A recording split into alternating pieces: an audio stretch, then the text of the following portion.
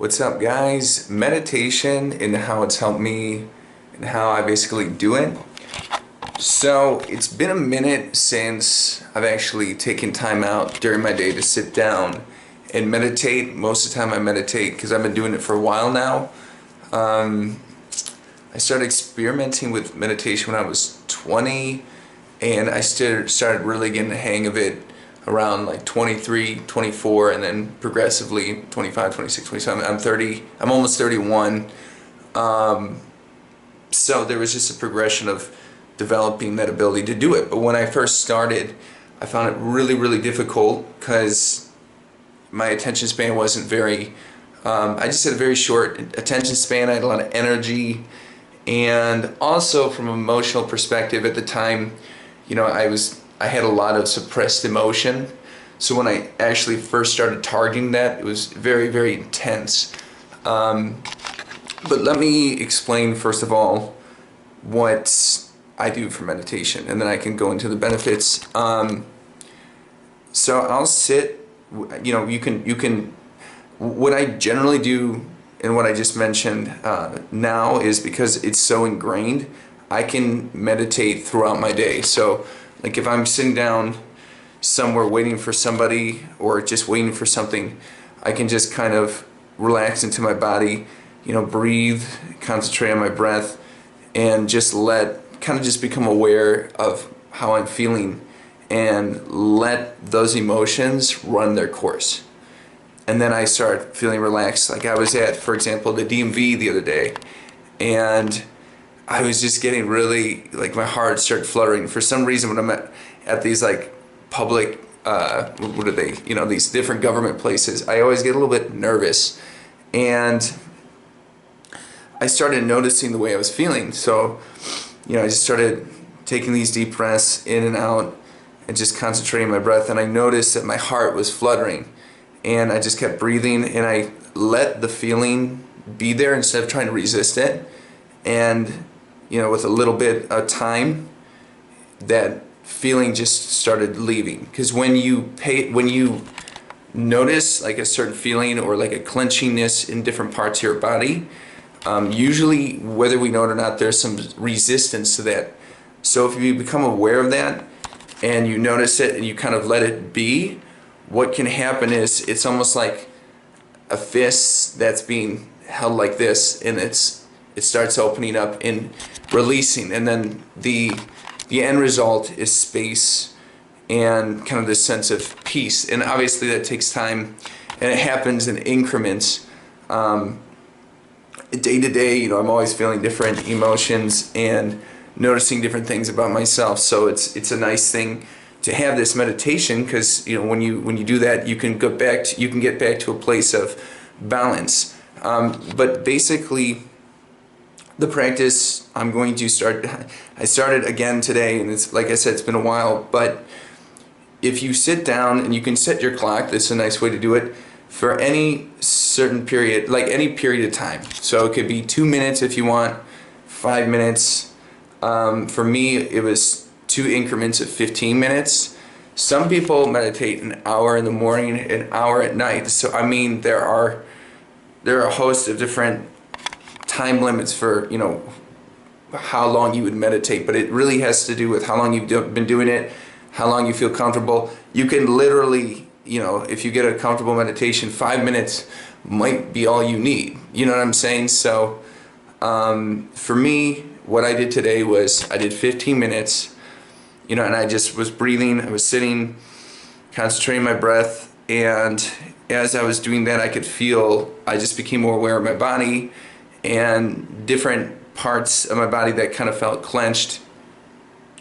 And I allowed those, as I just kept concentrating the breathing, kind of notice it. And when you notice these things, and you don't try to do anything about it, you just let it be, it begins to release. In terms of your thoughts, you know, the breathing, concentrating your breathing helps give you something to focus on.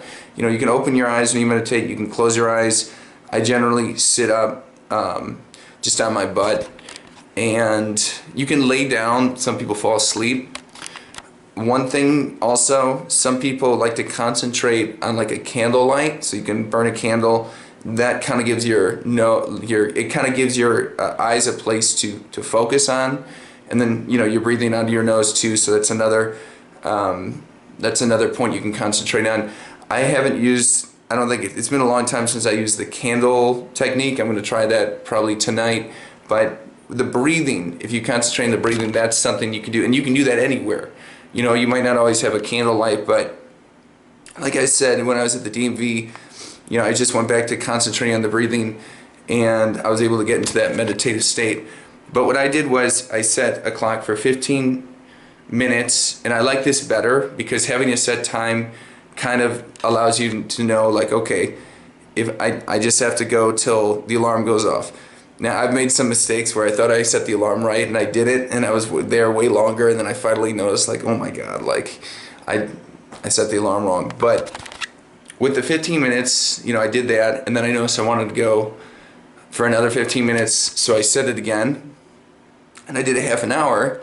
And what you can actually do is, if you have like a goal of going longer, like I said, it doesn't matter on how long you go. It just depends on if it feels right. Like if you're like, okay, I'm good. If you had a good meditation, that's all that matters. You don't have to meditate for 6 hours. You can have really bad, you could get the most effective meditation, like I was mentioning in the first, just few minutes of doing it.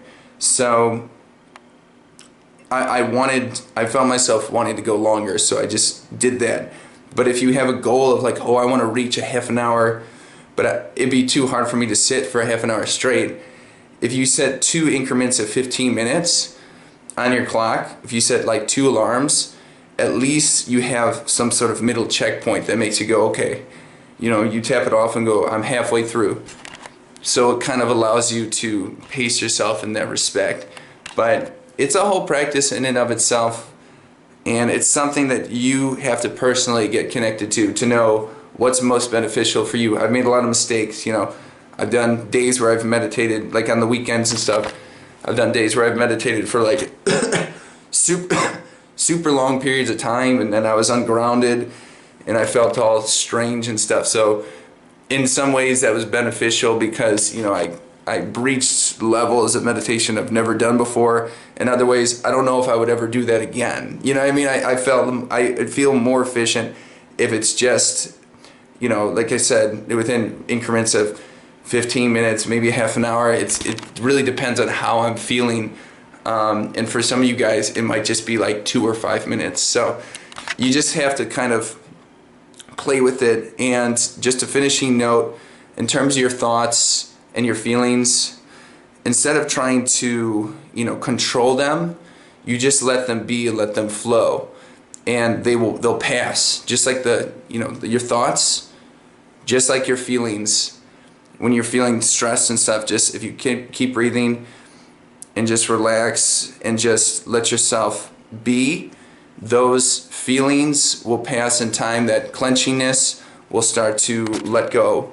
And like I said, it might not happen the first time you meditate, but with practice, you get better at getting to a state of groundiness. And when you're in life, it's really awesome, because when you do feel off kilter, if you practice, you can kind of bring yourself back to, a decent amount of grounding. You can bring yourself to a place of complete grounding, or, depending on how flustered you are, at least you can balance yourself to a degree where you can, you feel more comfortable than you were. So, cool beans. Peace, guys. Have a good one.